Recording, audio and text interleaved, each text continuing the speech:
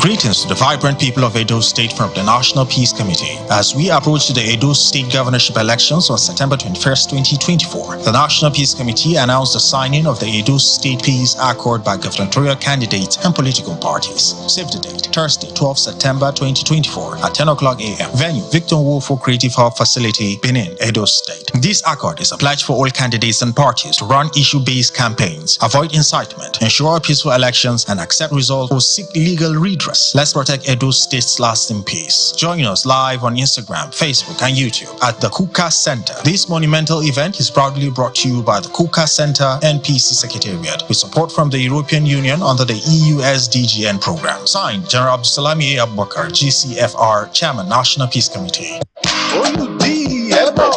Edo people, who's your guy?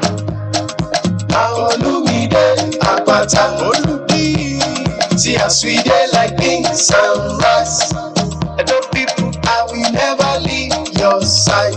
I will never ever.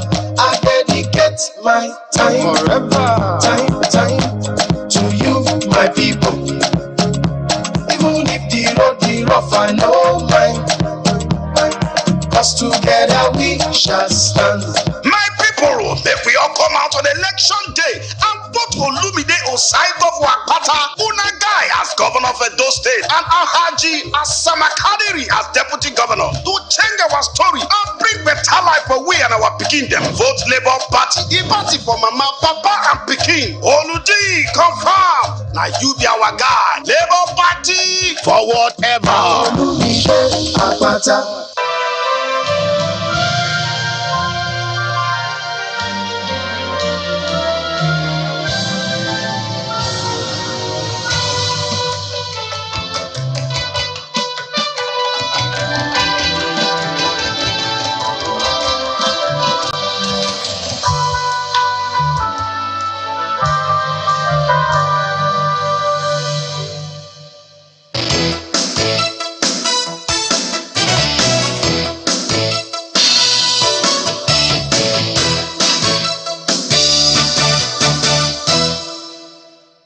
Hello, good morning, everybody. Welcome to Sunrise Today. I'm Chamberlain. So, good morning and welcome. I'm Kayla Megwa. And I'm Ayo Makinde. Good morning and welcome to September 11. Of course, you remember 23 years ago what happened in the United States of America. But hey, it would seem like, Chamberlain, we are talking about the same thing today. Well, history, I think, unfortunately, Maiduguri is up today, and not for the best of reasons. Look, ordinarily, this is how it looks, you know, when you go about your businesses without any catastrophe in Maiduguri city, Maiduguri town. If you look at the roundabout, this is how, you know, lovely the scenario or the environment can be, what you had brought to you previously. But unfortunately, the rains came down yesterday, and goodness, it's usually better imagined than experienced, because all over the town in Maiduguri is a scenario that they're all grappling right now. Everyone trying to see what can be done to salvage the situation. Alu Dam, it's giving way as a result of the rainfall, and so several areas there flooded. And yes, indeed, you see the vice president was also there yesterday. And then he went to the palace of the show of Borno, which also affected, as well as several other areas. So, you know, it might have taken a lot of people there by surprise, because no one ever thought that this was going to be the scenario. When that rainfall came, the dam gave way. So it does raise several questions as to how, what, before, during, and after. All those things will always happen. But when you're faced with this kind of scenario, which you never planned for, so it's always very hard to deal with. So our hearts go out to the people of Borno State and Maiduguri today, and it's really tough. So good to see that several people are rallying around, agencies as well, to see what can be done about it. But interestingly as well, the army themselves were also there yesterday. As a matter of fact, the team from the Joint Task Force Operation Hadinkai Meduguri, they carried out efforts and are still working tirelessly to rescue thousands of many still trapped in the flooding. Unprecedented rainfall, as we did tell you, which unfortunately caused the dam to give way. Remember, Konduga, the scenario, security challenges that they face there. So this is what we see at the moment. So you could even see that the army vehicles themselves were also flooded. Oh, it's really challenging. This is terrible, tough to deal with. But well done to the army themselves. You mentioned earlier, before and after. Yeah. These are things that should be planned for. Yeah. I mean, I know that Maiduguri goes through quite a lot, but, no matter how you want to look at it, it's still a failure of governance.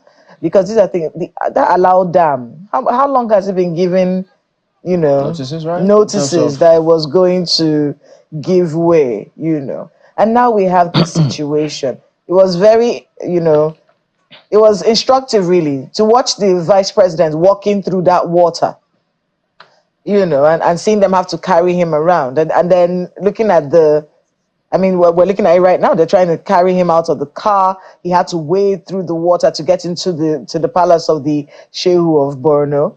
And then, looking at the military also doing their bit, trying to save those who are trapped. There's still so much that needs to be done about this situation. In fact, there's a statement from the National Emergency Management Agency. They say they're sending additional staff, right? So the DG, Mrs. Zubeida Umar, so she's activated the deployment of additional search and rescue personnel and facilities to strengthen the ongoing rescue of Maiduguri residents that are trapped in their homes by this flood disaster. And of course, it's multiple things that have caused this. The heavy rains. We knew that something was going to happen, but what's compounded the situation in Borno is the breaking of Alao Dam. Yeah. And that is where the governance, you really can't do much about the rain, can you? But when a dam is about to break, it gives you notices. It's usually not suddenly. Did someone suddenly bomb the place? No, it broke. So what happened in the build-up? Who's managing that area? Who's looking at the function of that dam? People work there, you're correct. Agencies. NSCDC is probably there guarding because it's critical infrastructure. Experts, who exactly. So who was monitoring that? I mean, sometimes it feels like we like to blame someone, but yes, we have to. Somebody needs to take the fall. Where are the fault lines? Who slipped up? Where is the chink in the chain that has caused the displacement of over 200,000 people? And children are still missing. Children are still missing. Corpses are floating. We're seeing that from corpses floating. The cemetery was washed away. The Shehu's palace, the hospitals have been submerged. Crocodiles and snakes. We saw videos of that online. Crocodiles and snakes in communities. We condone with everyone in Borno State right now, but who slipped? Where's the chink? Who is going to be held responsible for this disaster that has happened in a place that is still going through a big problem? Security challenges. So we need to be able to look at it. I don't want this one to go, we say, oh, terrible. Then the rain goes and we move on. No, let's find out who's done what's wrong and see how we can get that person to be accountable. One of the things that really does excite me about Skyline, Chamberlain, and Kayla is that we really, literally market Nigeria, the various parts of our country. And when you showed that, when that Skyline came up earlier, Chamberlain, I was, of course, naturally excited, as I am every time we bring up a Skyline. But then I also saw another picture online of the same Maiduguri city, this time under the water, this time submerged, this time flooded. And what we are seeing now, we probably don't even have a good enough a view of it until we see it from the sky. How much of land space has been eaten up simply because of this. And you know, Kayla, as you were speaking, one of the questions that came to my mind is, under whose authority are dams in the country? We have quite a number of them, more than 10. Just to say that Maiduguri is a city that is more than 100 years old. And so people have lived there for quite a while, founded as far back as 1907. Consequently, development came to meet it there. And it has evolved, and the people, that's why so many people find it very reluctant. They are very reluctant to leave the place because of the memories and everything that they have kept there over the years. But then there is a federal Ministry of Water Resources that is responsible for dams. If I am not getting it right, please, correct me. The river basins, and then there is the Ministry of Power, who uses hydroelectric, who supplies electricity to Nigeria through the hydro, technology that we have been using over the years to bring electricity to our people. So, and then there's something someone else said on Twitter, actually, that look, we knew this was going to happen as far back as November, December last year. Over the months, the federal government, through one of its agencies, has come out to say repeatedly that there are some communities that are at risk. And these things are not unknown to us. The question is, what did we do? From time to time, some government agencies get to release water from the dams so as to avert what happened. Was there a notice of such a thing happening at this particular dam we're talking about? Was there a time when the dam was open so that the pressure is not too much for the dam itself to collapse? These are measures that are taken. I mean, we bring the news every year somewhere around us here in Lagos, bordering Ogun State. So here we are about this. And what exactly is going to happen now? Well, glad that the federal government, the vice president, went there to see things for himself. So we'll solve this problem. Most certainly we will. And then what next? Chamberlain. Well, it's really tough for all of everyone to deal with. So, but while they're trying to find out what might have, who didn't do what, but we'd like to see a lot more of this coordinated efforts to ensure that at least the people have a lot of things to rely on. It was already challenging already with the security situation in that particular city, and then this. So, moving forward, perhaps the Joint Task Force Operation Hiding Kai, they've got to keep doing what they're doing, going about rescuing flood victims. We also like to see them maybe work with other agencies who have to come in there, NEMA and several other agencies to see what can be done to ensure that at least they are attended to. I hope it's going to be a quick response. Such that, because look, the people's lives can't just be put on hold. Let's see what we can do to make sure we learn the right lessons. All right, so that said, let's go ahead and take you through some of the dailies this morning. Ayo.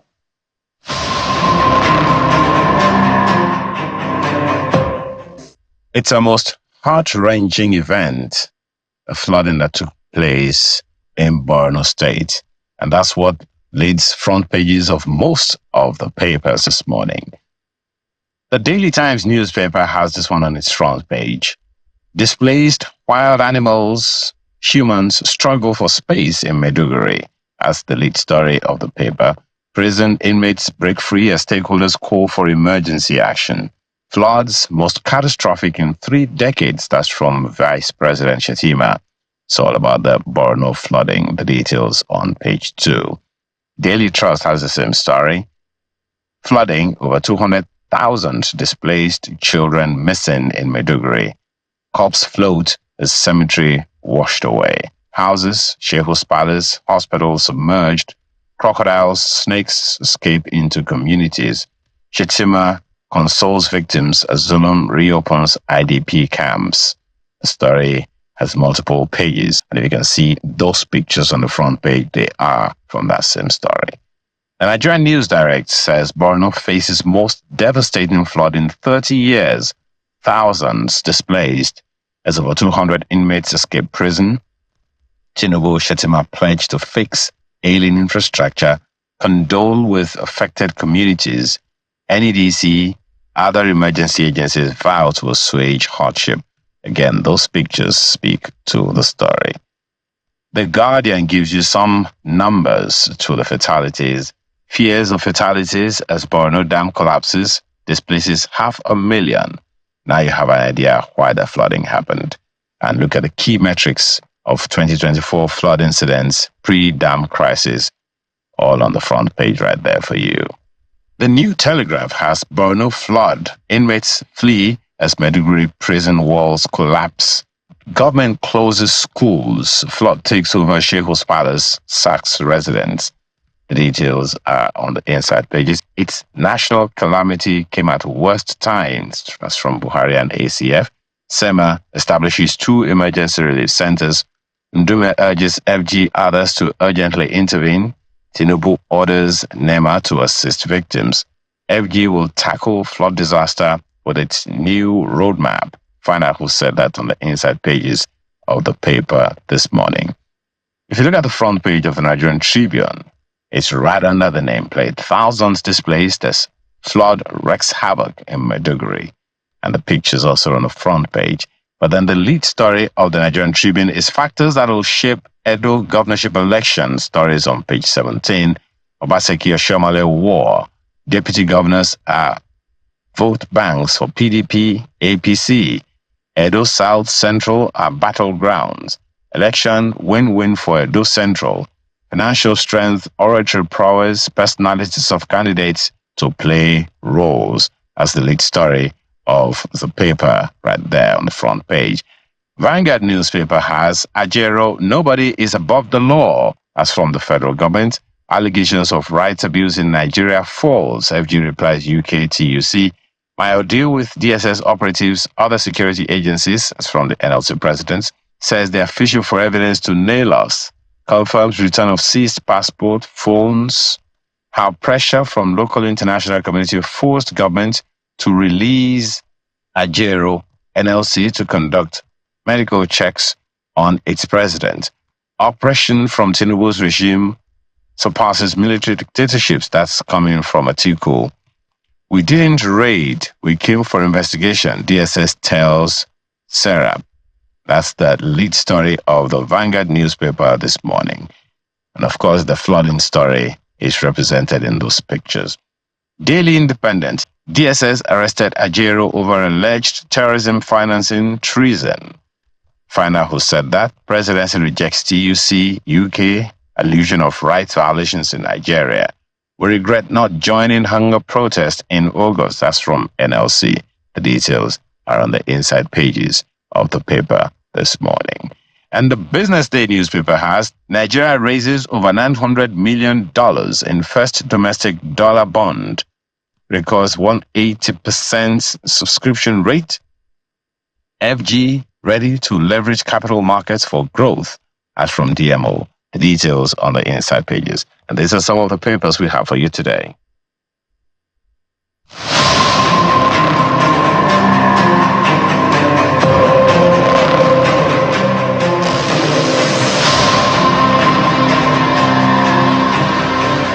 Well, as you can see, the biggest news in on the papers this morning is the flooding in Borno State. The only thing is whether or not we are going to allow it to just go, as Kayla has said, and my mind can't just go away from it, because we know that flooding, we knew flooding was going to come, but then on the front page this morning we have FG deploys NEMA to Borno over flood disaster. Flood situation still terrible, that's according to the state's emergency management agency. What bothers me here is the issue of food. Definitely farmlands are gone, and the farmers themselves, who hardly made enough to live by anyway, that is affected. Education is affected. Now, Chamberlain made a statement earlier. Chamberlain, you said you hope that it will be soon. How soon will the children who were out of school, trying to get into school, and who are now out of school as a result of this flooding, how quickly before we find our lives back? we need more numbers, dear federal government. Well, maybe the front page of the Vanguard, and the Guardian newspaper might give us an inkling to what exactly we are dealing with here. And that there are some, we here understand that 29 states are affected by the entire thing. But then this particular case that we have in Borno State is speaking to a lot. It's speaking to the things that we have lost. Could they have been prevented? And who are the people, both at the federal and state levels, who could have done anything to prevent this situation? Well, food security or a lack of it is a major concern here now. Education, how soon before the floods abate in Borno State? That and several other issues on my heart this morning, Kayla. Indeed, I mean, there's so many areas that this has touched. You know, saw a statement from the correctional service. You know, there were rumors going around that some people had escaped from prisons in Borno because they were flooded. But the statement from the correctional service says, well, they didn't address that at all. What they're talking about is how they're going to be moving the prisoners to a safer place, you know, how their hands are on deck to make sure things are done properly. In any case, so yes, the flood in Borno is all over the news. I want to look at the Daily Trust this morning. Over 200,000 displaced and children are missing in Maiduguri. We saw those visuals of the zoo in Maiduguri as well. And if you've been to that zoo, you know it was a zoo that was also struggling. And now we're seeing a lot of stories of things floating around, crocodiles and snakes and whatnot. There's an area of this that most people haven't even talked about. Flood brings disease. Most people forget that part, you know. So we're trying to save the lives and everything. But you see, this is water that is stagnant. It brings disease. So what is being done right now? I can see that NEMA is jumping in. They're sending more people to get this sorted out, you know. But flood-related disease, it doesn't go in a day. We're talking cholera. We're talking things that kill children. So flood-related disease is something being done to make sure that I don't know what you're going to do because it's there already. So what are you going to do? Mitigate the effects, reduce the impact it's having, you know, something. The Federal Ministry of Health, and this whole Maiduguri flooding it will need a collaborative effort. Everybody has to be able to hold their own when it comes to this chain of ensuring that people are kept safe. So yeah, the Daily Trust this morning, and of course, everyone who's been following this story has been really, really upset about the situation. But fault lines are there. Where are those fault lines? Who are we holding responsible? It's enough. You know, I know that disasters happen, floods happen, dams break, but someone has to be in charge. Accidents happen, but when accidents happen, we find out who dropped the ball, right? That's just the way governance should work, you know. But then again, the Daily Trust also carries other stories. Of course, yesterday we saw a statement from the president. I think Ayo touched on it a little bit. I couldn't quite hear all of it. The event that Joe Ajero was going for in the UK. Okay, yeah. So the president at the event started off by saying that there were human rights abuses and whatnot against Joe Ajero and Nigerians, you know, and the presidency came out to debunk that. We saw a statement from Mr. Bayo Onanuga yesterday saying, listen, this is not true. We reject this sort of statement. Mr. Joe Ajero is not above the law in their own country. If MI5, Abby, if MI5 sent for somebody or wanted that, is there anyone that's above their laws there? You know, so that's the angle that the presidency is taking it from. It's a developing story, as I like to say, and we'll see how it unfolds in the days to come, Chamberlain. Yeah, I guess so. But, you know, we can't easily just let go of this. That flooding scenario is heart-wrenching because, I mean, only as recent as this year, 2024, we understand there was a little bit of overflowing of that particular dam too. And they said about, was it almost 15% of the city faced huge challenges as a result of that. I remember this because so Alao Dam is in Konduga. Yeah. So it was Konduga city that was having that issue at the time because of some kind of flooding. So what happened afterwards? At that time, there must have been a lot of analysis. I said, listen, if this happened, whoa, what if I have higher rainfall? What happened? So was all of that done? If it was done, did we plan, did we think whatsoever that this could be a scenario? And if I haven't had it in 30 years, as we understand, and then this happened. So collaboration, as we spoke earlier. So I want to see the military, as they've already gone, Hadinkai, just keep doing what you're doing. NEMA, I want to see a lot more of coordinated activities. The government, it's a very challenging one. How are they even going to navigate? How will they get across to, okay, it's huge. Damage that is going to be done there, I don't know how long it's going to take to quantify all of those, but as quick as possible, all hands have to be on deck now. All of the agencies now to see what can happen. Medicals, how will they get across to? Well, they need to do what they can, no matter what, so that we'll sort that out. All right, so we're back in a moment. Stay on with us.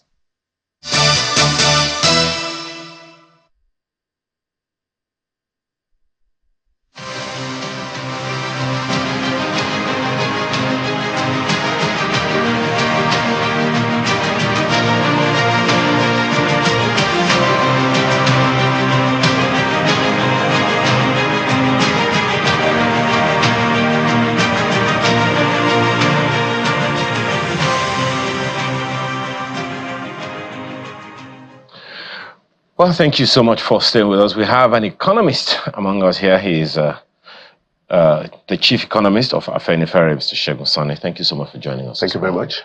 Well, our conversation naturally revolves around, of course, when you have an economist in the city, you are definitely talking about the economy, particularly, you know, the dwindling economic situation in our country made worse by this recent hike in the price of petrol. But before we go there, how would you react, first of all, to the situation in Maiduguri? This flooding is definitely, according to the Vice President, most devastating in 30 years. Yes. Well, there's climate change and the effects that, the impacts that it brings to us. Unfortunately, Africa, and Nigeria inclusive, contributes only about 2 to 3% of the climate change issues. But we take perhaps most of the challenges that come with climate change. It's an unfortunate situation. We just have to learn to live with it and be proactive in managing it. Well, the sad part of it is that it was a dam that collapsed, which saw to the humongous flooding. That's affected quite a number of people. 200,000 people from what we hear have been displaced. I'm actually particularly concerned about the economic situation and how you think, given that natural calamity, so to speak, the people, particularly the government of Borno State, and maybe even the federal government here, can reverse the unfortunate economic downturn in that community within the shortest possible time. Well, there's a vicious cycle of poverty, ignorance, violence, and more poverty leads to more ignorance and more violence, and violence leads to poverty. It's just a vicious cycle like that. If we don't address the general problem of mass poverty in Nigeria, you can recruit all the soldiers, all the policemen in the world.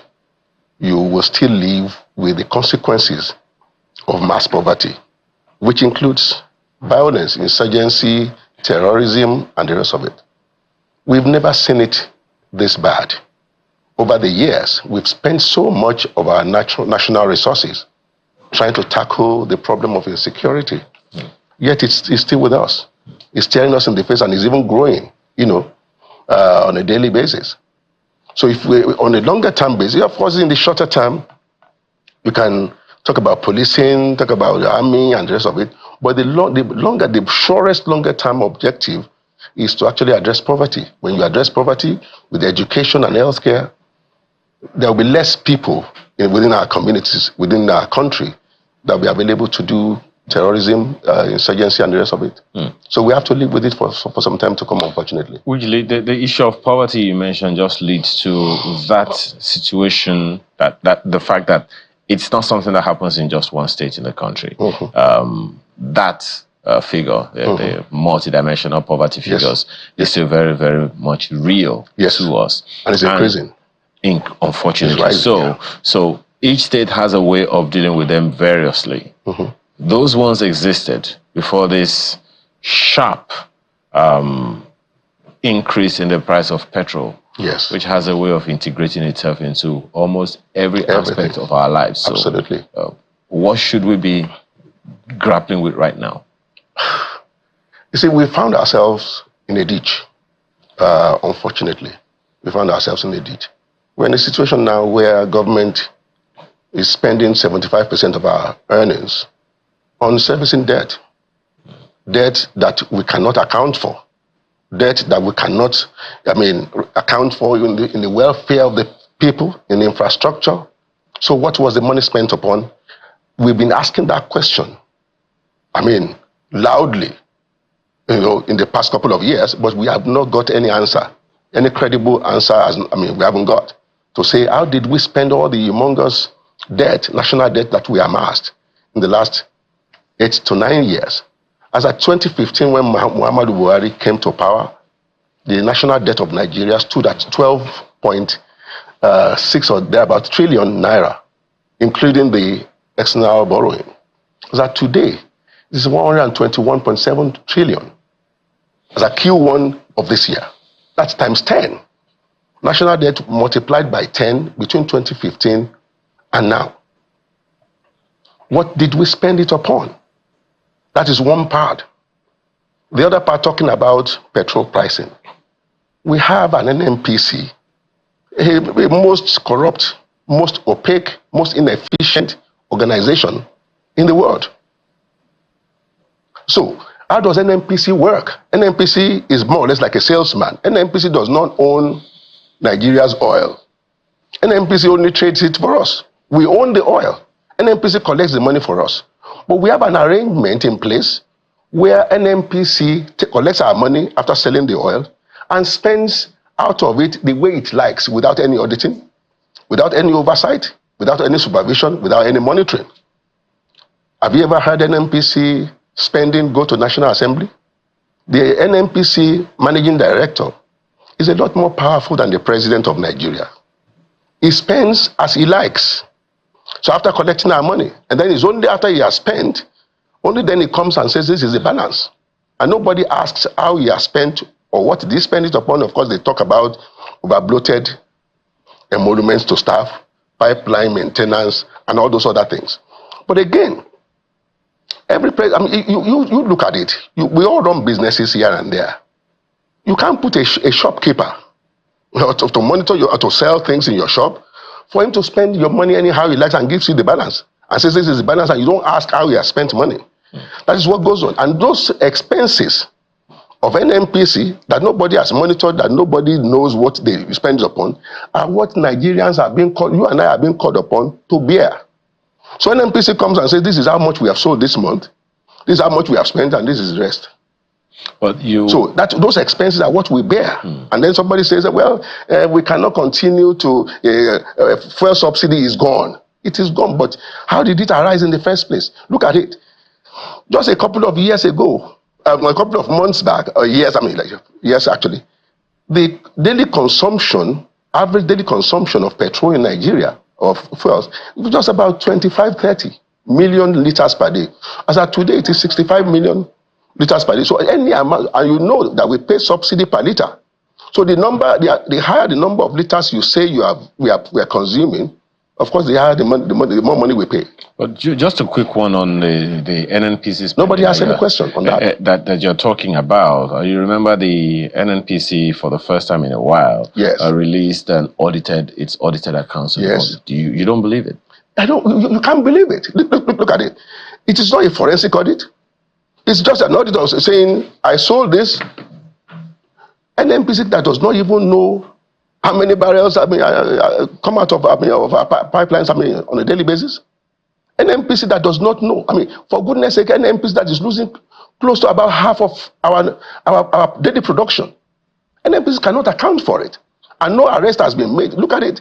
For about 2 years or thereabout, or the last 2 years of Buhari's administration, about 1 million barrels per day of oil was missing daily.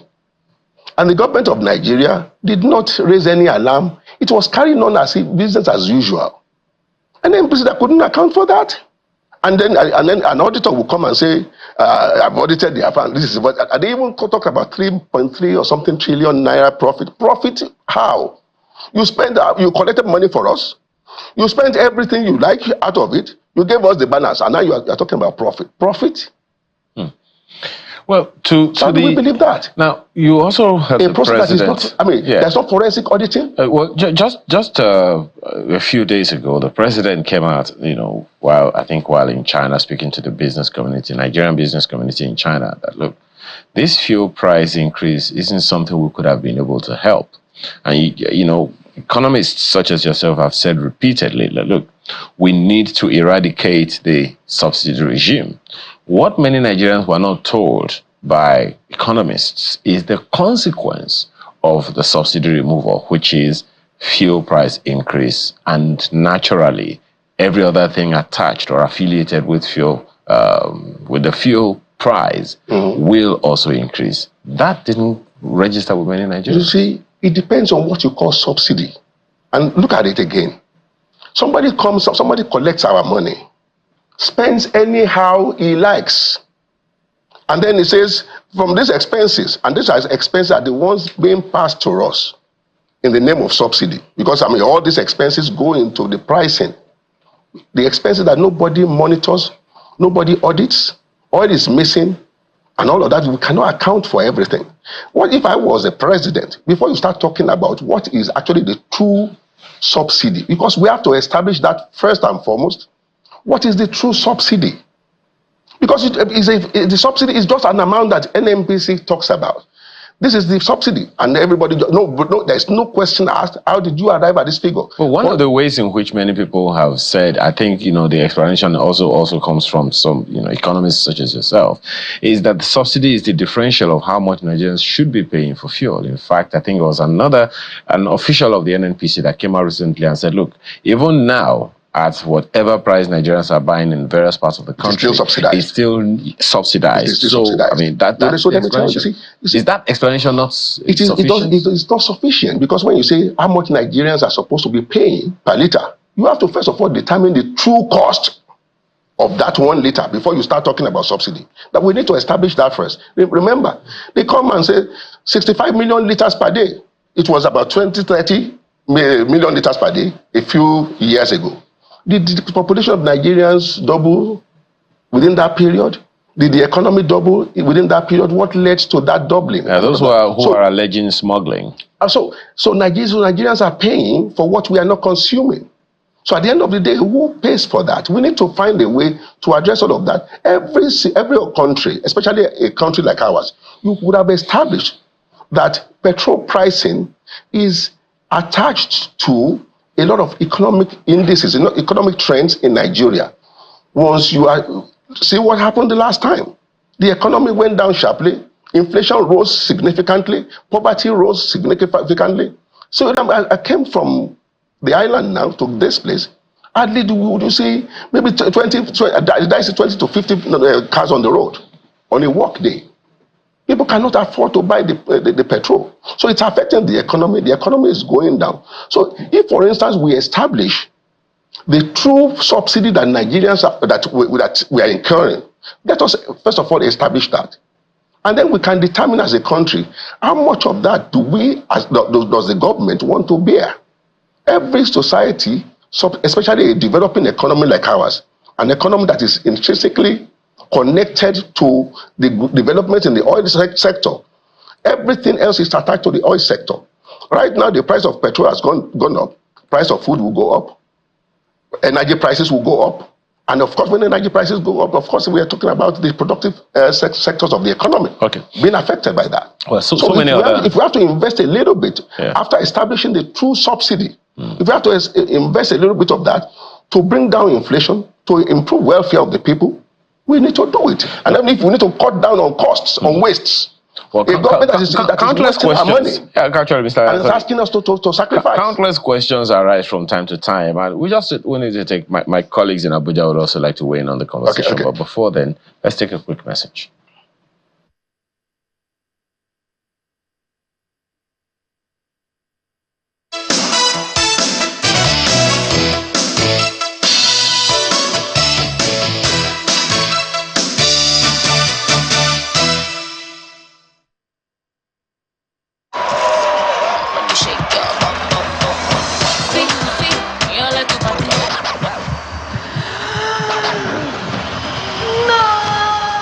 Crystal Original. Get a pen you can rely on. Lunch. Heartburn and indigestion? Try Jesty. Reliable remedy for heartburn, indigestion, flatulence, and acidity.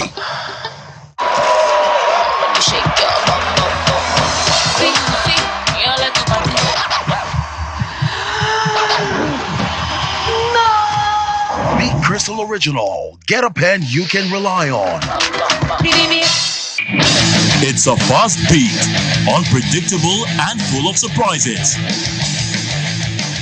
The unforgettable moments, unprecedented passion, the victories and defeats in the world of sports makes it engaging. Fasten your seatbelts as we take you through every update in the news and on our shows. We define the moments of true sports. Join us.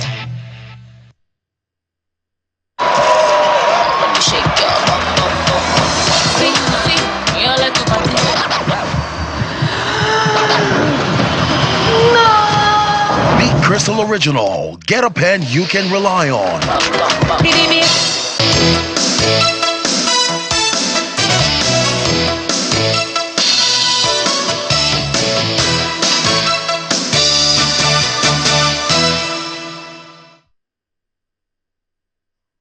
Welcome back. Mr. Sani, we would like to have a conversation with you about some of the economic policies of President Bola Tinubu. There's a lot of conversation right now about how we are at this point in our economic growth, or many people say economic downturn, because, two policies that would in many ways help the country get better in the future, but those two policies should not have been done at the same time. That is where the conversation is, and I want you to get your thoughts on it. And those two policies, the devaluing of the naira and the removal of fuel subsidy being done simultaneously. In your view, do you agree that this was something that shouldn't have been done at the same time? And now that this is where we are, what next? Thank you very much. Well, look at it. Our government says it is involved in an economic reform. To start with, there's no reform going on. There's no reform going on. I mean, we just like to use words, generally speaking. And when you ask what is the economic reform, you talk about increasing petrol prices. We are still paying subsidy anyway. And then they talk about devaluing the naira. Petrol prices have always been increased in Nigeria. Obasanjo's government increased petrol prices at some point. Jonathan's government increased petrol prices at some point. So we will say that Obasanjo's government, because it increased petrol prices, it was reforming the economy. Or the Nigerian naira's devaluation. Naira has always been devalued over the years, since 1986 when we went into SAP. Naira has been devaluing every year. Are we saying that then can we say because naira is being devalued, the economy is being reformed? Is that the meaning of reformation? When you're talking about reformation, you are talking about making a drastic change, a fundamental change in the way you make money, and a fundamental change in the way you spend money. Does anybody see any fundamental difference in the way Nigeria, we still rely on petroleum? And then of course with the way we spend. It's even getting worse in terms of governance, where we are awarding contracts anyhow. Now to the question, should we be increasing fuel prices and then at the same time increase? We have seen the outcome. The matter speaks for itself. Our president in one day just announced, cavalierly, that subsidy is gone forever. by the way, the subsidy is still with us. And we have seen the outcome. And then again, I said, we are floating the naira. How do you float it? How do you float a currency? A currency where when your foreign reserves is all but gone completely. How do you float it? So at the end of the day, we have a problem on our hands whereby the government says, yes, we are. So at the end of the day, they devalue the naira. What is happening right now is just a money illusion phenomenon whereby for every liter, every barrel of oil that we sell, the Nigerian government now earns more in naira because now it is 1,600 or thereabout per dollar. So the Nigerian government now has a lot more. We are awash with naira now for the little oil that we sell. We are not making the most of our oil, of the oil industry anyway. So for the little oil that we sell, Nigerian government, the state government, the federal government, they now have more naira. But of course, in an inflationary environment, we are making more money, but it is not reflecting the lives of the people. It is not reflecting the economy. The economy is still going down. You are talking about, so Nigeria is finding itself in a situation where economy is growing at about 2.5% or thereabout, and we are celebrating in a country where the population grows by 3.5, 3.6% annually. So there's not even enough growth to go around the people. Things are hard for Nigerians. Poverty is rising on a daily basis. And then we talk about reforming the economy. How does that translate to reforming the economy? And we are spending, the government of the country, we should be in an austerity mode, whereby every dollar, every naira that we make in Nigeria is well spent, is well judiciously spent, targeted towards development, targeted towards poverty reduction. We are not seeing that.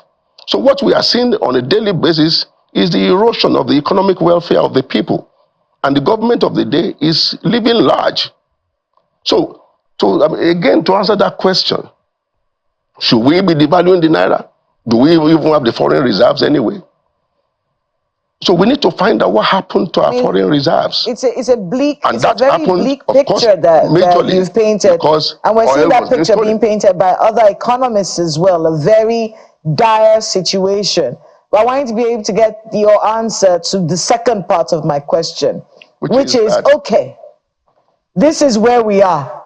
What next? What can be done? You see, Nigeria has found itself in a ditch. It's a very difficult situation we have found ourselves in.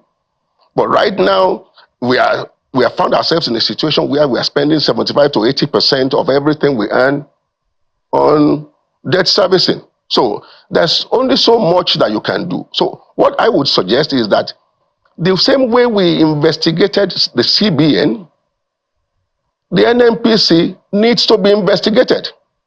And I believe that if we investigate the NNPC for the oil, we were losing by 1 million barrels of oil per day for about 2 years or thereabout. Where did that money go to? And all the money, all the corruption that attended the subsidy regime, we can make some good recovery on that. Then we need to sit down and begin to think of how can we spend the little money that we have. How do we begin to spend it judiciously? We are not doing that. We're not spending wisely. So if we're not spending wisely, so everything you are doing, you are just more or less like shooting in the dark. So we need to look at that and then look at how we can make a little more money from the solid mineral sector. We have gold, we have been hearing about gold and all of that. How much is that contributing now to the national treasury? We need to sit down and channel a policy or a program that will actually make that to kick in. So for now, there's only so much wiggle room that we have because the situation is already very bad. I mean, for many Nigerians, when we saw the End Bad Governance protest, it was because things were hard. Now things are harder. And there are people who are saying now that there might be another round of protests, and of course, we've seen how the government responds to these sorts of situations.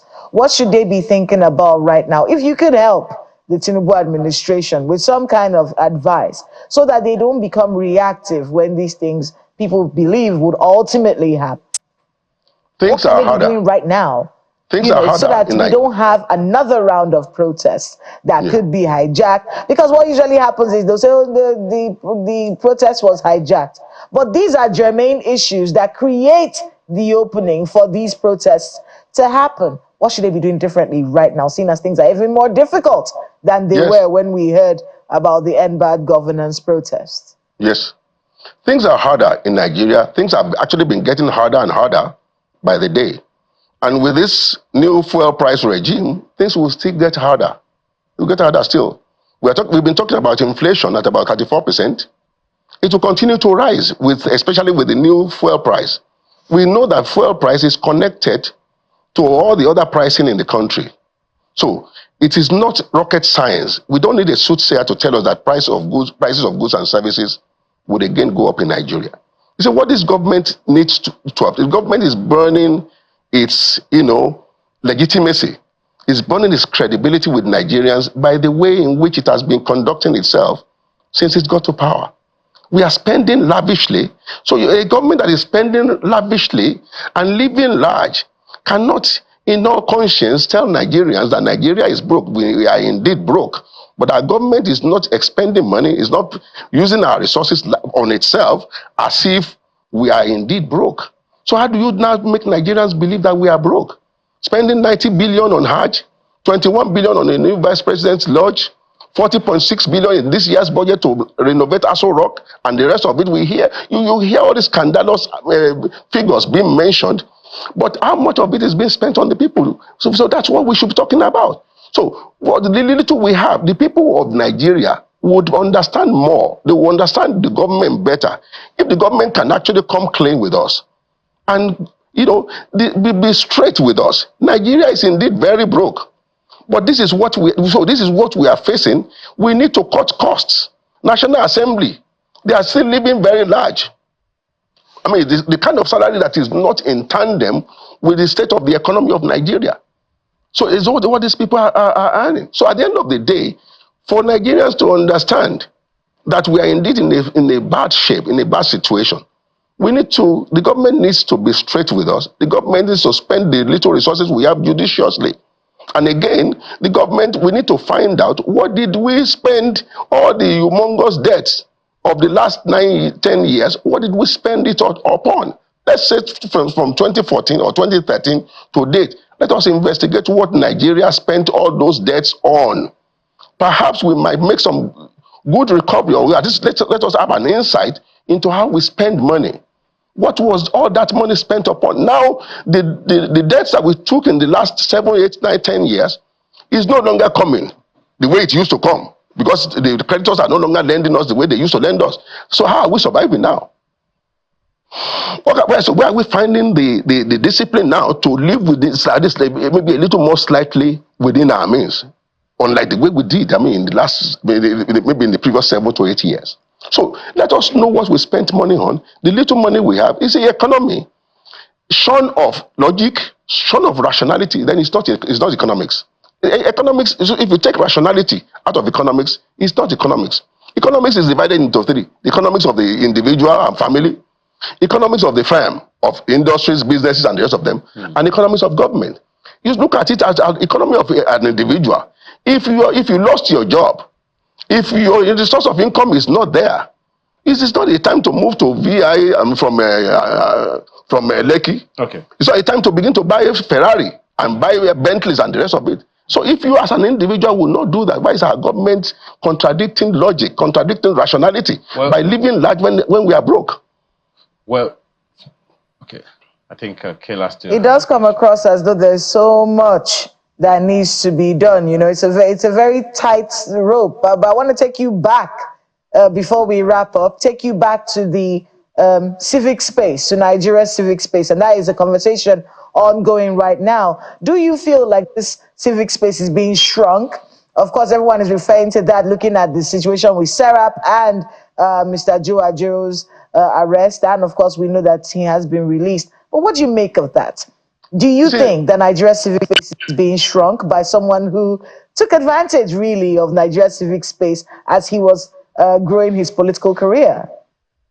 You see, it's a major disappointment for us.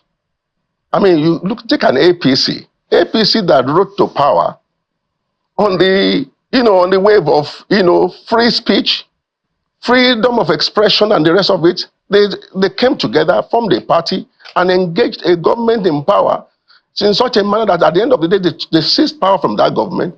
How can you expect the same APC, so impervious, so intolerant of criticism, so intolerant of contrary opinion, contrary view? Because what is going on right now, we are seeing a descent into dictatorship. We are seeing a descent into intolerance of contrary view. So if, for instance, what I see going on is that this new unjustified, I'll call it unjustified because we don't know what makes the true cost of a liter of petrol in Nigeria. This unjustified increase in petrol prices. Now, what they are trying to do, they are trying to preempt the NLC and the Nigerian public. It's the same government that is charging people for protesting, they're charging them for treason. Now we hear that the NLC president is being investigated, or maybe he's going to be charged for terror. Over what? But that is what is going on. Okay. They don't want Nigerians to react. They don't want Nigerians to protest. Okay, just a quick one. Do you see there's any role for the states, especially now that they get more revenue from FAC? You see, let me tell you, the more revenue that they get is money illusion, like I said. It's more naira that they are getting because they have devalued the currency. But what are we seeing the impact of the more naira? Which is the reason? Welfare of the people? Is the subsequent, reason for the question? Is there anything the state governments can do so that the more money they get can reflect on the lives of their people? Of course, definitely. It's not just the federal government. The states also have a responsibility, to make sure that every money of every naira that we have is judiciously spent. And of course, the foundational issue right now that Nigerians should be talking about is how do we address poverty? And when I say addressing poverty, I'm not talking about all the destructive and corrupt ways of taking money and all of that.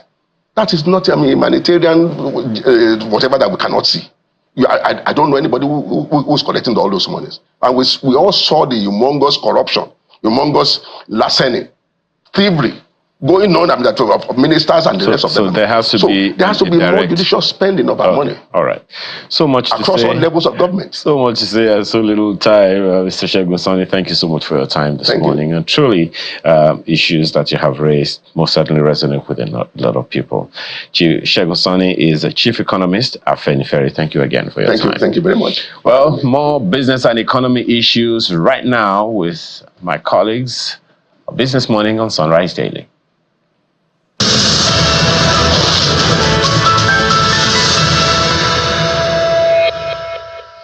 More business and economic issue indeed. That's what we'll do here on Business Morning on Sunrise Daily. Thank you so much.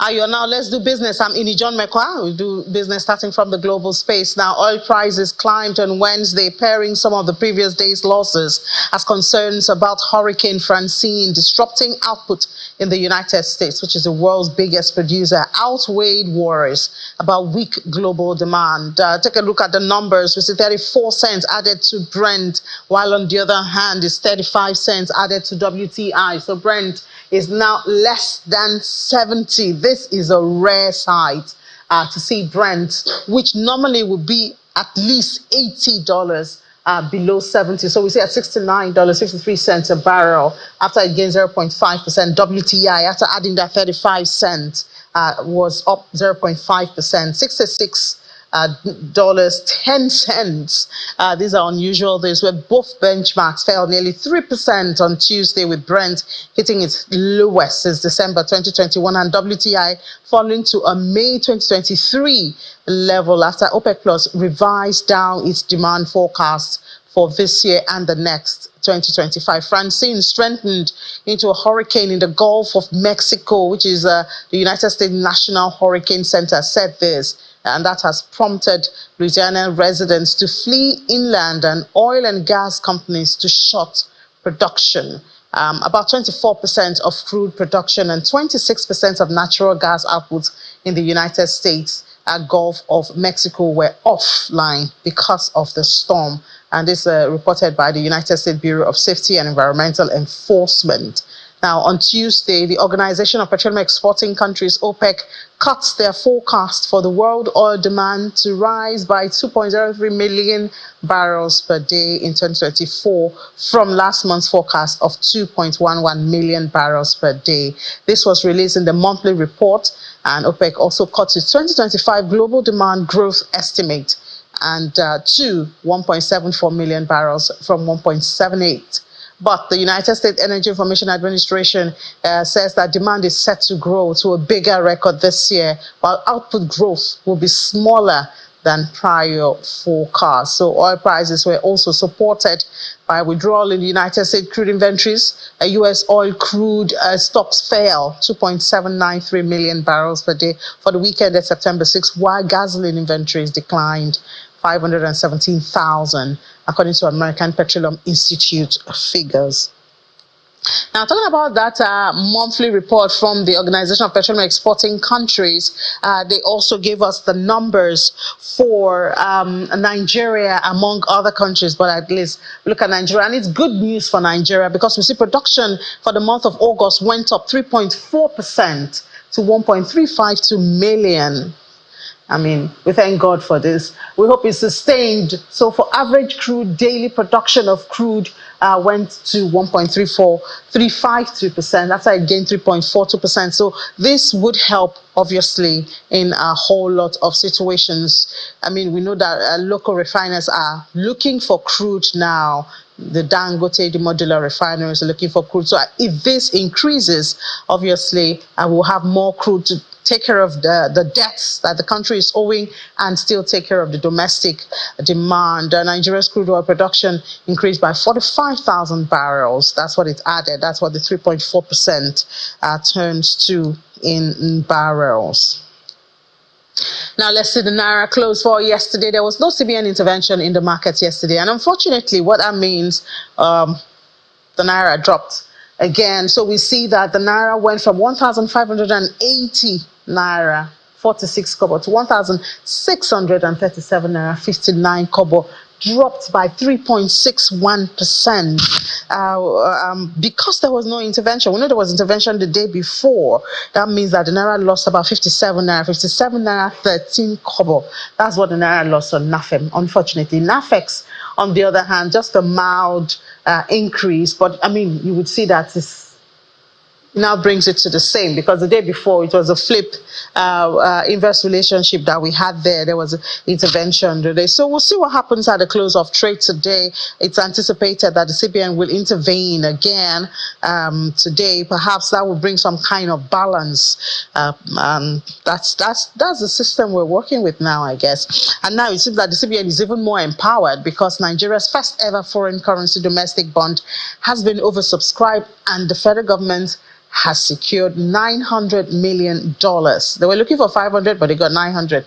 The Minister of Finance and Coordinating Minister of the Economy, Mr. Waledu, notes that the oversubscription reflects investor confidence in Nigeria's economic stability and potential for the growth. That's Mr. Waledu explaining that the successful issuance of the domestic dollar bond marks a significant step in the government's efforts to deepen economic growth and promote financial inclusion. The proceeds from the bond, very important, is going to be allocated to critical economic sectors as approved by President Bola Ahmed Tinubu. That's what the statement from the finance minister says. And the $500 million domestic bond with a 5-year maturity and a 9.75% coupon is the first tranche of $2 billion. That's what they hope to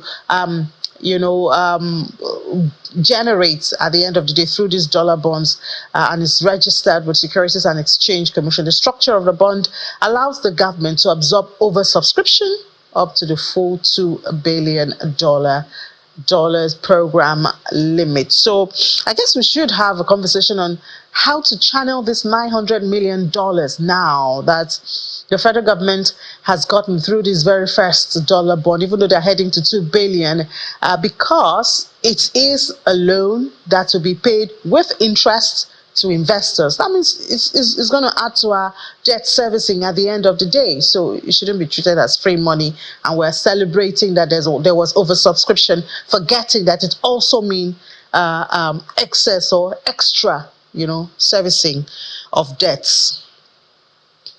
Now, the Nigerian banking sector is facing serious challenges that could slow its growth.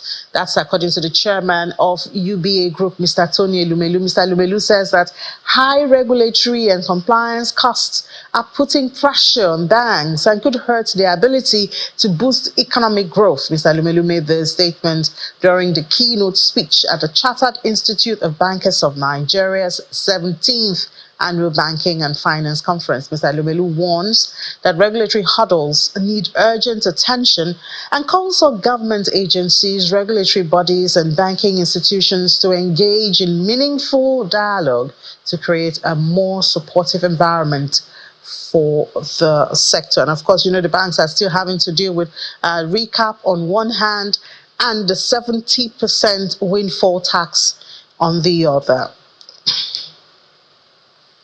Now, still talking about the financial institutions in the country, the chairman of the Economic and Financial Crimes Commission, Mr. Ola Olukoyede, has announced that the commission will soon be prosecuting bank executives involved in corruption. He was speaking at the same event, the 17th Annual Conference of the Chartered Institute of Bankers of Nigeria. Mr. Olukoyede says that the commission's findings reveal complicity in money laundering, illegal forex sales, and trading among bank officials, while calling on the institute to step up its regulatory functions to guard against fraud. The EFCC boss says major financial fraud were conducted through the nation's banking system.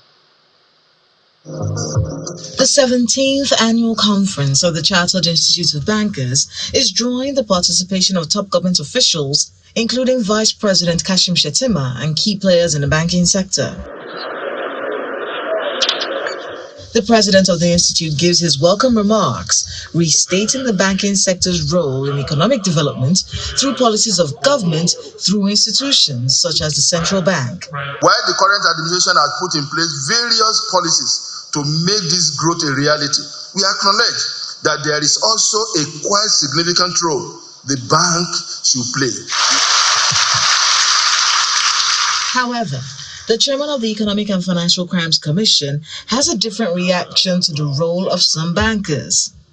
He says the commission plans to come after them soon. We will no longer fold our arms. As a matter of fact, some of the mind-boggling major financial fraud that has been carried out that looked like an onslaught against the economy was done through the banking industry.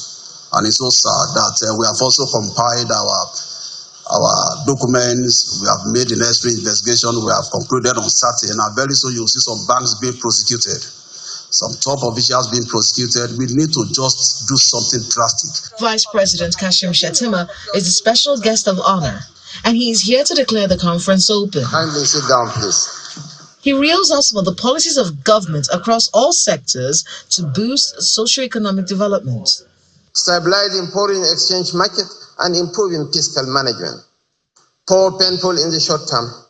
The removal of fuel subsidies is designed to free up budgetary resources for critical investments in infrastructure and social services, and frequent adjustment of the monetary policy rate, a move aimed at curbing inflation and fostering a more market-oriented exchange rate system. 2. Targeted social investment programs. Recognizing the impact of inflation on vulnerable populations, we have enhanced social protection programs, including cash transfer schemes, by providing direct payments to 75 million Nigerians in 50 million households to reduce the suffering of citizens, especially vulnerable groups. A lot of resolutions will be reached at the end of this meeting, and one of such is the call for more investment to boost socioeconomic growth in the country.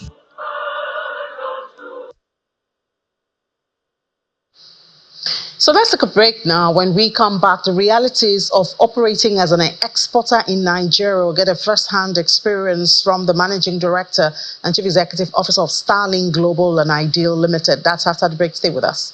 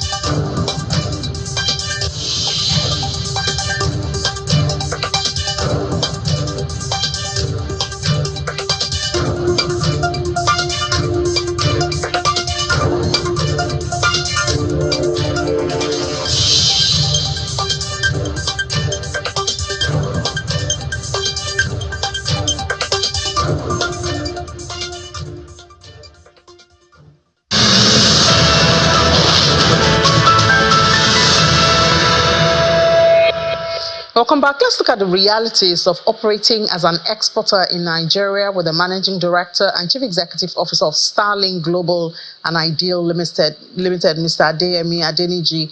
Mr. Adeniji, good morning and thank you for joining us on the program. Good morning, thank you. So do share with us your experience. We've been preaching the gospel of ease of doing business. We've had a one-stop shop for exporters. I want to get commodities out of the country. And you've been in this business, you're known for this export business, especially when it comes to agricultural produce. Share with us some of your experience and realities at this time. Well, thank you very much. It's a bit different from what it used to be, because you now have the custom doing very well, the MPA doing very well, but we have other issues that are not related to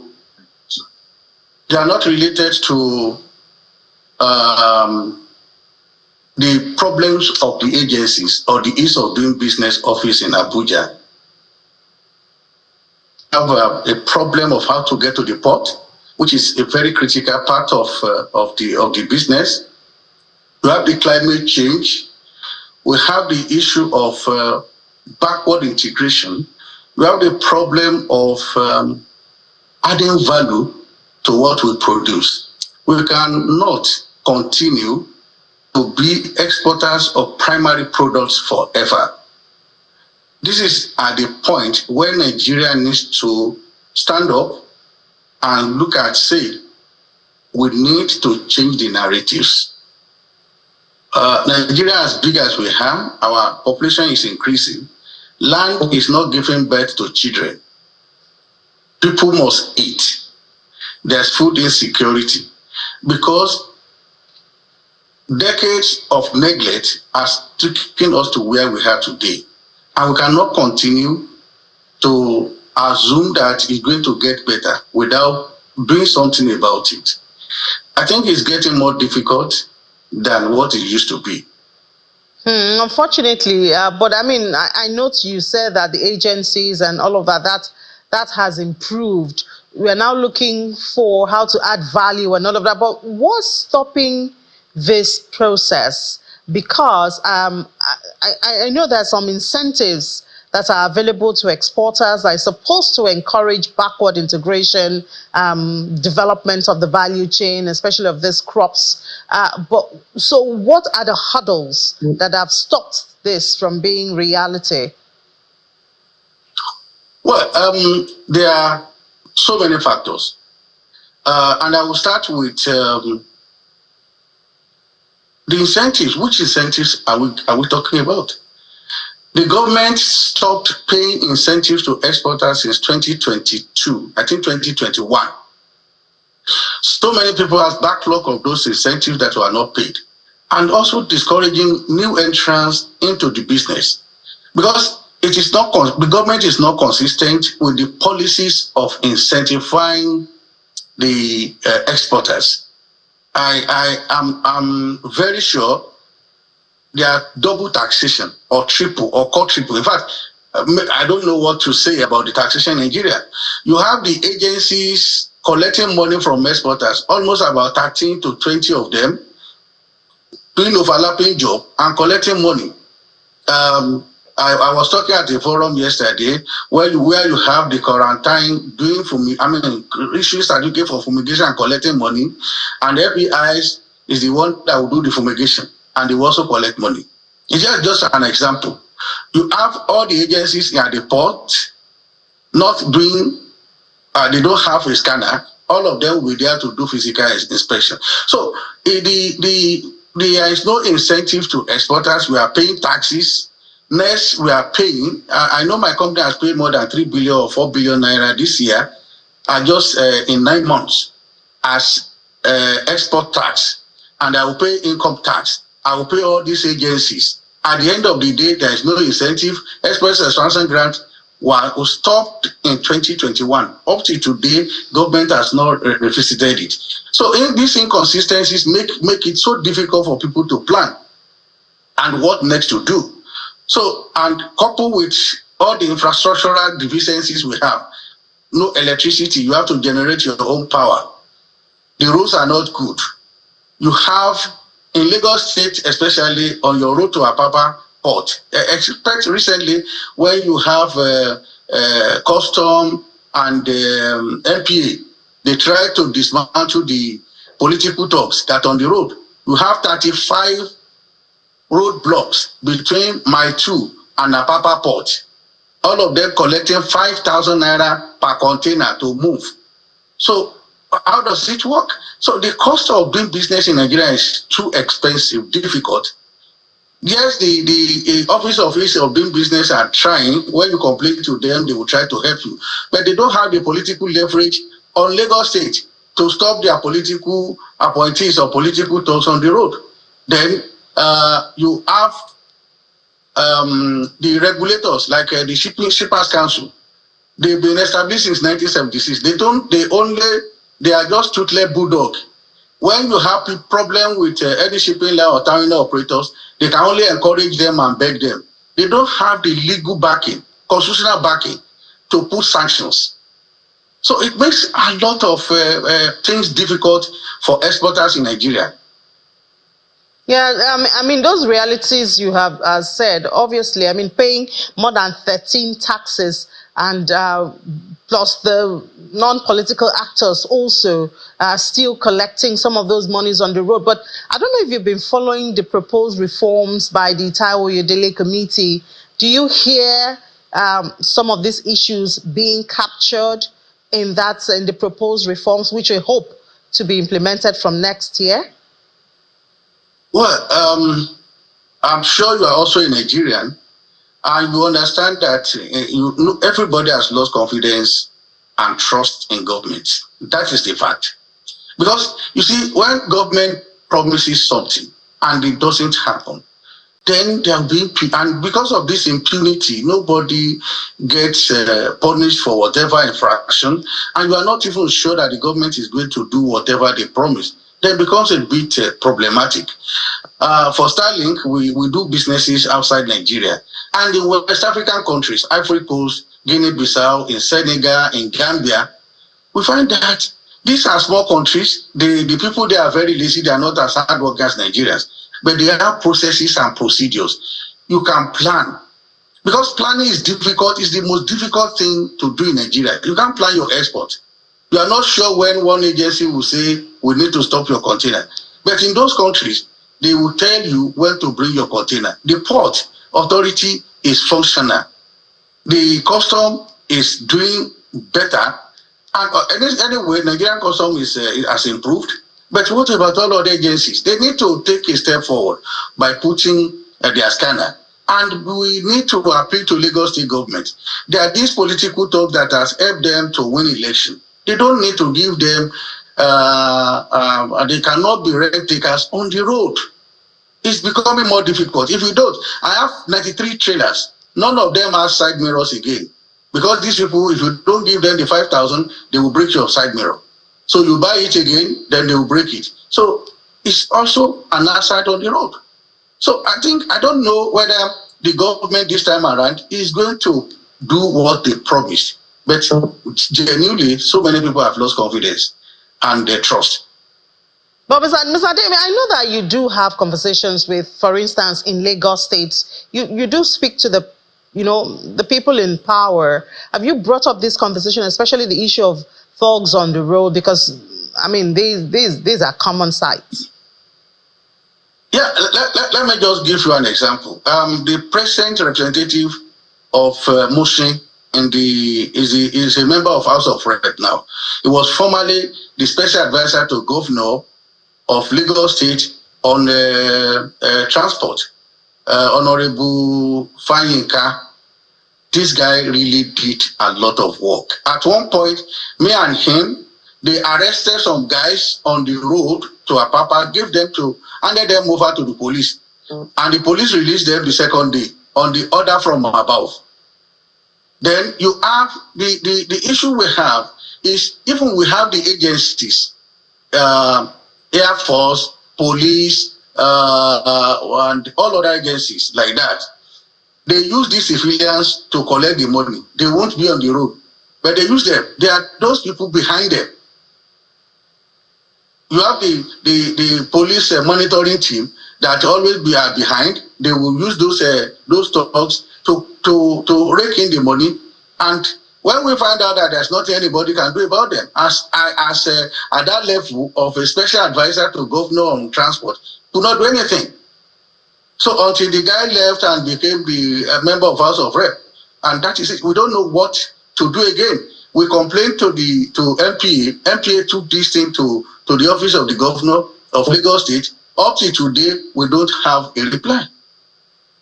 So it is, I think they need to, what they prioritize is the political patronage of those thugs than the economic development of the country. Well, that's unfortunate, but I'll promise you that we're going to, try and follow up. I mean, we're in Lagos State, and I do believe that the governor has a listening ear. Governor Babajide Sanwo-Olu, he listens. So we will reach out to his representatives and try to get this message across and get some reaction from them. But I mean, we have just a little bit of time, but it's also important to talk about the value adding, instead of exporters selling out primary commodities. Shouldn't that be job and employment and investment for the private sector instead of putting it on the table of the government again? God will bless you so much. It's one of the things I told the bankers yesterday, that the bankers should understand that this country belongs to all of us. If it sinks, all of us will sink. This is the right time for us to do value addition. Let me just give you a statistics. West Africa produces about 70% of cocoa in the world. The combined income of all of us, 70%, was 11 billion naira in 2022. The combined profit of chocolate makers was $164 billion. I mean, $11 billion in 2022.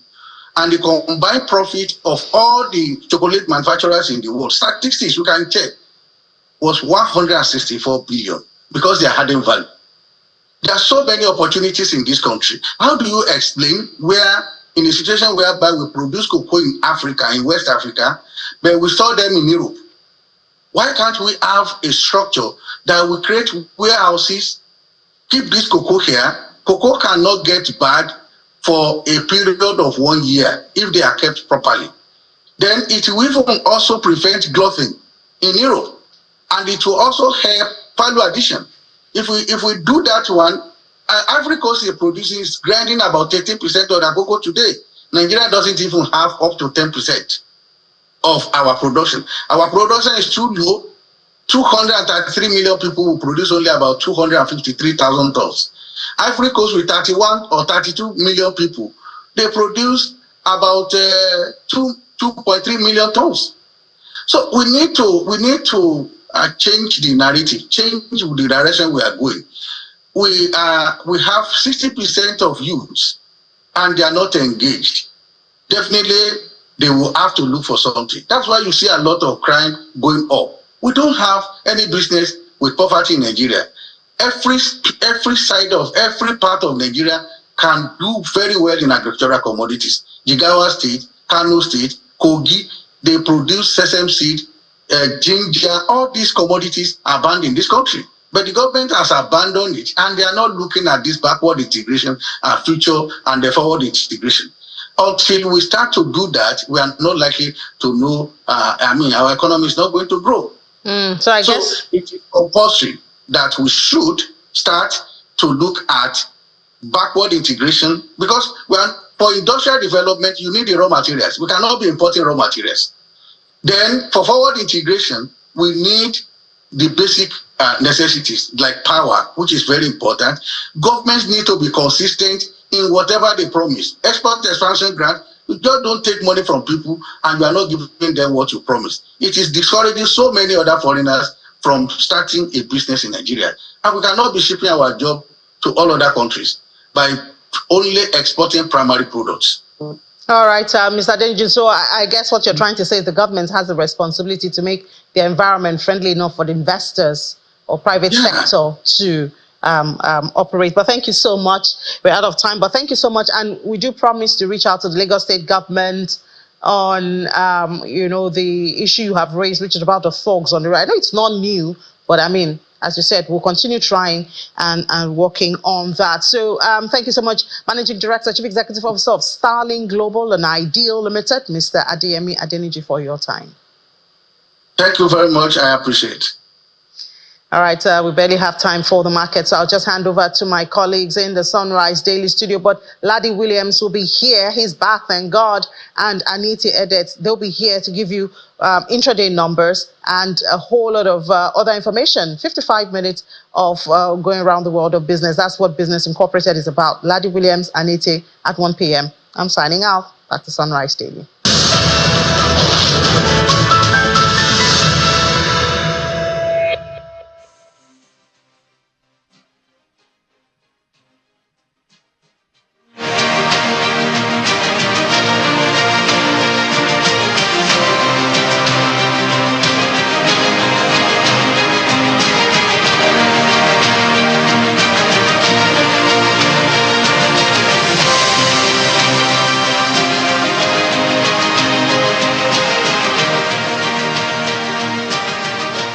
Welcome back. Yes, indeed. It's time to talk about football. We've got Ida Peterside joining us this morning. Good morning. Been a while. Where have you been, Mr. Peterside? Well, I've been hibernating in Port Harcourt. Oh, dear. Okay. I've been having some break and rest in Port Harcourt. Yes. Oh, nice, nice. I hope the Super Eagles don't hibernate, because that match yesterday, the results, not the result we wanted, but at the end of the day, well, the performance, I know people will look at the performance, but talk to us about that. We saw the first one and then quickly saw the second match as well. So I think that they're kind of different in terms of how they played over time, don't you think? Well, we have to give it to them. We have to give it to them. I think, especially the first game. Remember, we had not won a game for over 1 year. Yeah. And playing the game against Benin, we had just lost to Benin. We were all scared. We just felt we have just crumbled as a national team. So the game against Benin that we won 3-0 was a breather for us. It was a great result for us. And that gave us a little bit of hope. And when we went to play Rwanda, I think it was a great game. Nobody should take anything away from the Super Eagles. We had a fantastic game. The goalkeeper saved them. And so looking at it in overall, I'm not sure it was a bad result. We got, you got a result. We went to Kigali and we got a draw. Remember, it's the AFCON and it's still qualifier. So, and we're leading the way the results are already, we're leading the table. So in terms of where this leaves us, particularly when we talk about consistency, why is that so hard for us to see on a regular basis with the team? Should we be worried now? A whole lot of things are not in place, especially when it concerns the coaching department. We've had the story with Raul leaving and Finidi coming to take over, and now us in Eguavoen coming to take over. For a team to do well, you need stability. And nobody else brings that kind of stability than the coaching department. And Eguavoen has done well in the last 2 games. There's been a debate everywhere. Should Eguavoen be kept? Will Eguavoen leave? Or do we bring a foreign coach? I think the national team is getting, the last 2 games we've played is beginning to stabilize. For me, that's my take. I think we should allow Eguavoen to finish what he has started. Remember, he's been with this team for years. We had an issue when we didn't qualify for the World Cup, the game against Ghana. He was in charge. And I've always told people we did not lose that game. 3 games prior to that time against Ghana, we did not lose. And he was in charge of the team, right? And we got that draw against Ghana. We didn't qualify, obviously, so people became angry. But he has been able to be part of this system. He has done well, and he's been able to bring some kind of stability to the Eagles. So for me, him continuing as the national team coach will bring more stability, and the players know him.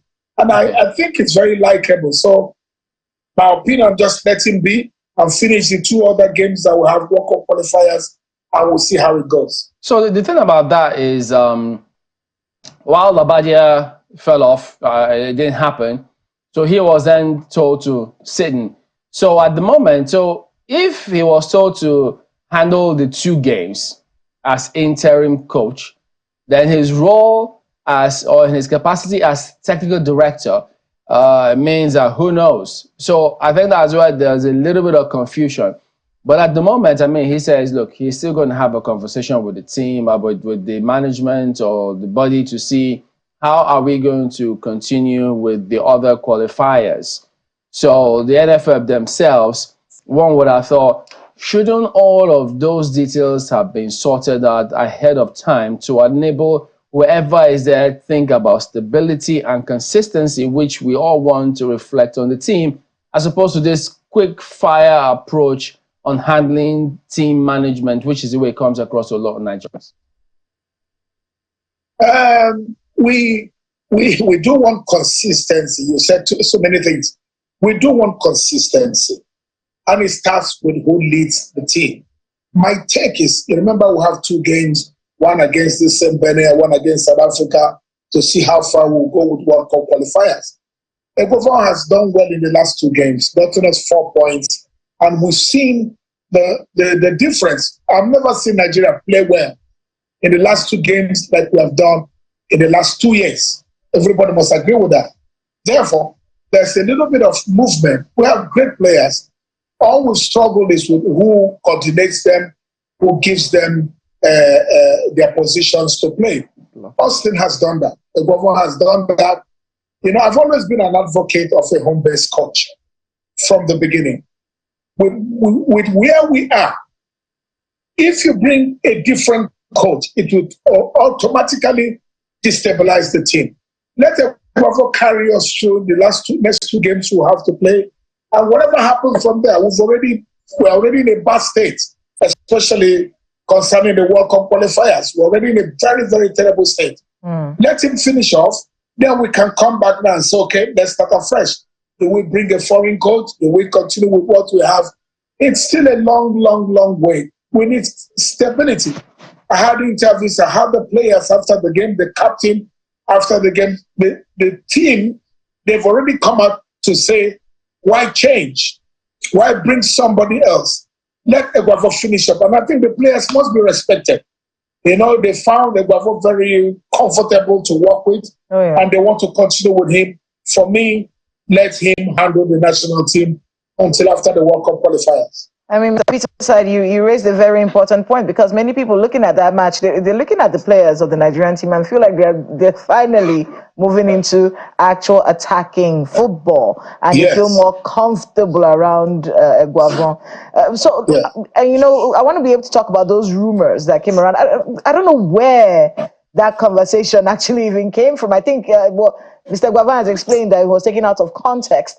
But let's talk a little bit about, you know, that situation, you know, with everything that's happened and where we are in football. You said right now that Mr. Eguavoen should remain and continue with the qualifiers. In fact, I think we're facing I like their name, the Libyan team, the Mediterranean Knights. We're facing them in the next game.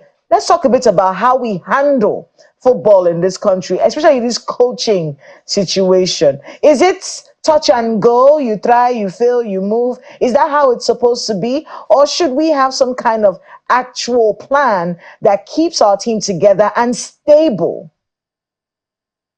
Well, let me get to the Eguavoen case. You know that I spoke to Eguavoen. Fortunately, I spoke to Eguavoen last night. And I asked him, did you quit?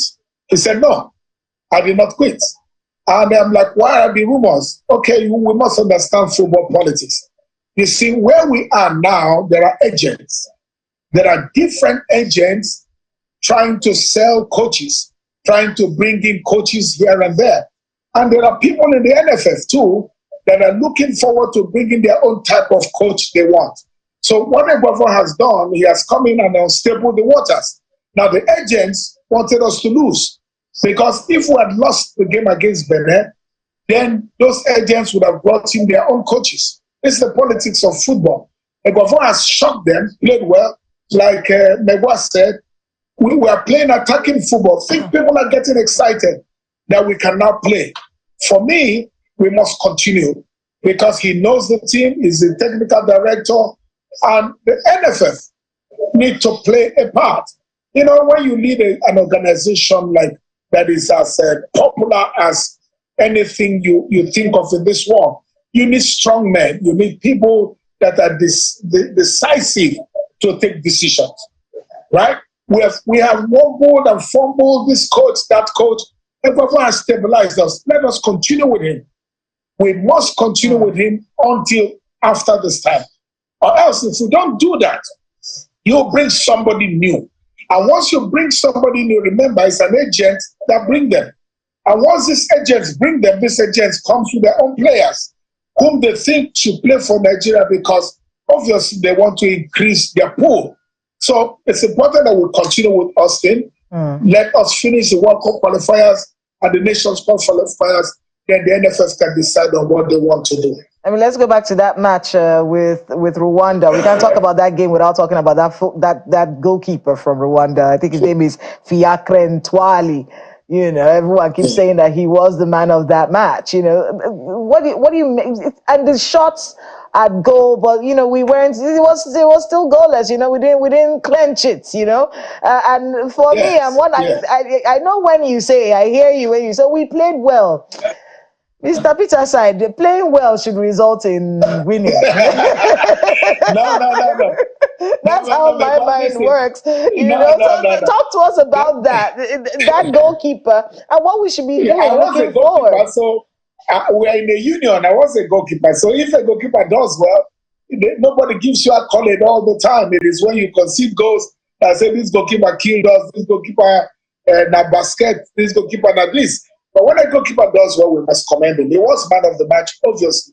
He pulled off some few saves even in the first half, one-on-one experiences, and he saved Rwanda.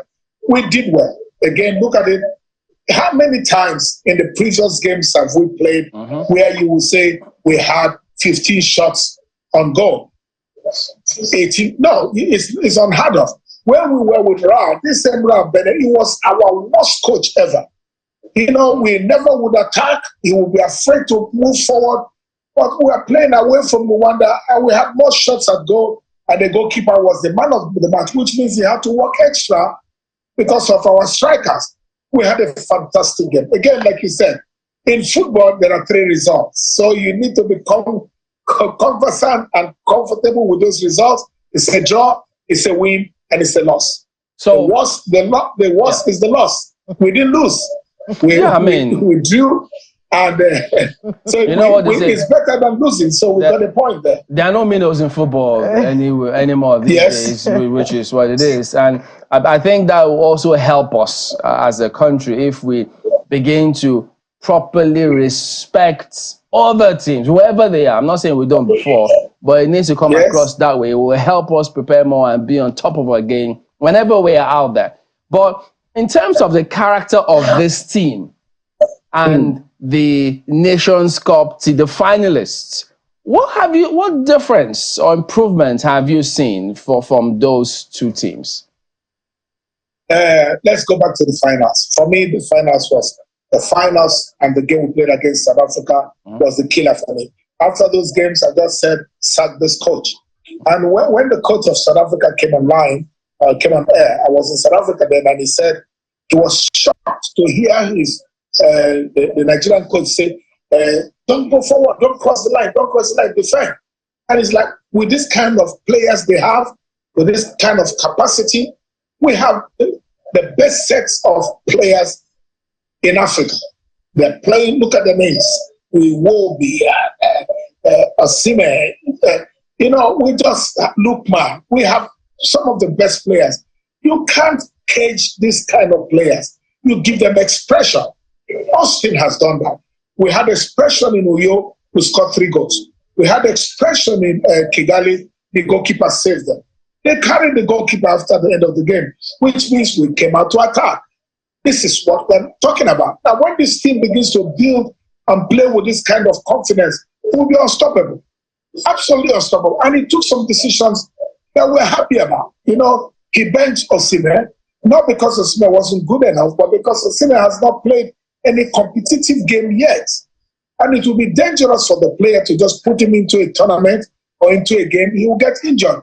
That was professionally handled.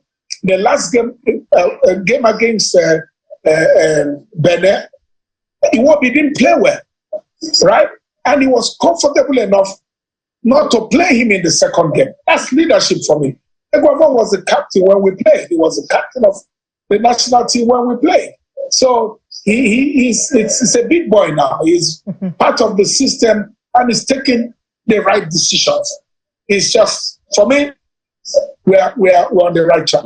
So, well, that then means that, I mean, the NFF should do what they need to do to ensure that at least whoever is on that seat knows I need to plan for this, this, and this. So that way, I mean, because since you say the players are comfortable playing for him, so that counts for something. And I think it will help them, it will give expression to the team in terms of how they play moving forward. But perhaps the style of play for the next games that we have you, I think you've said you've seen signs that the team seems to be up and running. But in terms of who needs to improve their game for what you saw against Rwanda, who would it be? Well, I think one of the biggest disease we have in that team now is Chukwueze. We don't know what's wrong with him. We watch him in AC Milan. We watch him playing in Spain. Well, just fantastic. But again, I've always said it. When you play for the national team, it's a different ballgame. There's a spirit in that national team. Not every great player plays well in the Super Eagles.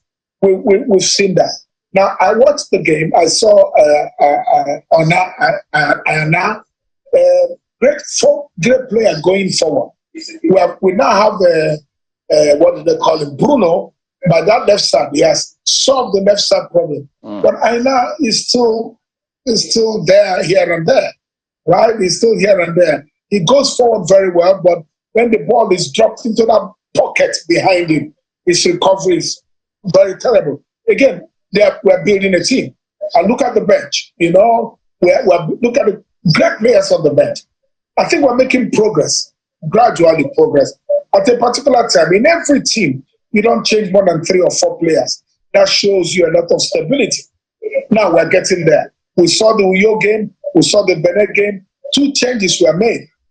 We're moving forward. And I think with time, once this team continue to play together, we'll now find that we'll close our eyes like we did years ago and know who will be in goal for the national team. We have a great goalkeeper there.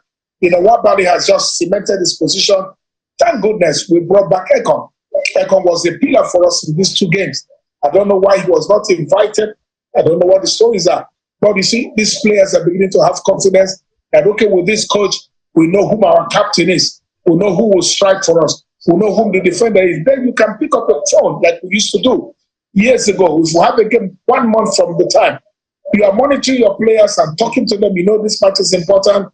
Now we have that kind of stability. And I call on NFF, please, we beg you, don't listen to agents. Guys, agents are like leeches.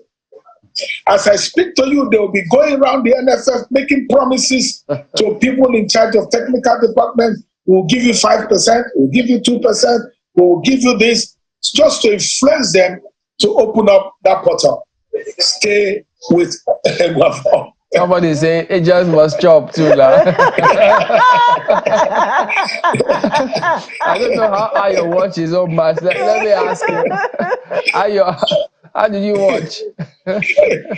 I'll only watch the highlights. I cannot bear it. I mean, 0-0, almost a balanced, football, handling by the two teams. Most certainly, we can't deny. I'm sure you would assess that as well, Mr. Peter's side. You can't deny that the other team had an equally good team. But the question that comes to mind, is that Nigerians, back in time, way before the football match took place, Nigerians were aware.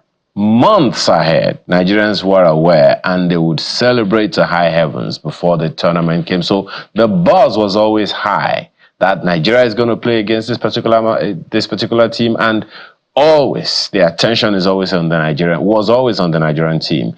But these days, it would seem not so much. For instance, we didn't go for the Olympics. At least I don't think our football team went.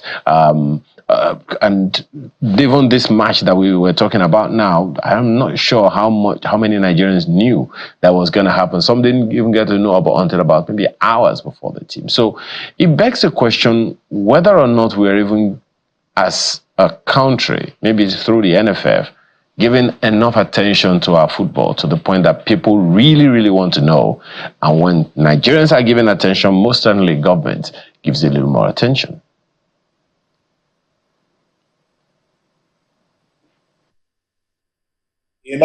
Prices are going high, a whole lot of issues. And it is football, sports, football, that gives us some kind of joy. So after the game against Benin, the excitement began to return, right? And when we played the draw against Benin, most people didn't see the game because maybe Super Sports didn't show it. But we followed the game, and it gave us a little bit of joy. What you're saying, Ayo, is that if you have a child that comes back every 10 with 35 over 35, the child is in school, his result says 35 over 35. 35 over 35. The next exam, you say, and we know the result now, 35. And the shocking thing would be if your child comes back, instead of becoming 35, the child says, I came out third. You begin to say, now, did you be this? Or what happened to you? You understand? So what is happening now, we're beginning to, with the last two games that has been played, we're beginning to get excited and saying, this team is playing well. Like Megwa said, we're beginning to attack. We never would attack before. There's prospect that we want to score goals, we want to win games. Therefore, we are now building something different. That's my argument. We're building something different. Therefore, let us stick with this building process and don't bring somebody else with a different idea. You bring a German that wants to defend. You bring somebody from somewhere that does not love attacking football. Therefore, we're on the right track. I think in the next 3-4 games, the spirit will be back. I had the Minister of Sports yesterday say the same thing. I had him talk the talk.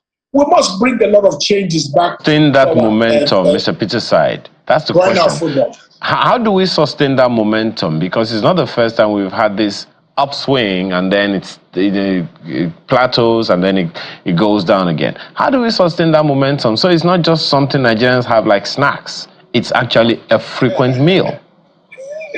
Consistency. That's what I'm preaching. Is this consistency a thing that is unknown to the NFF or to the other administrators of our football? No, we're not talking administration now. We're talking about the play. If we want to talk administration, then, I would start contesting or start campaigning for NFF presidency. So I don't want to go there yet. We're just talking about the play. The play is improving in the last 2 games. There's been an improvement. Let's see the 3rd and the 4th game.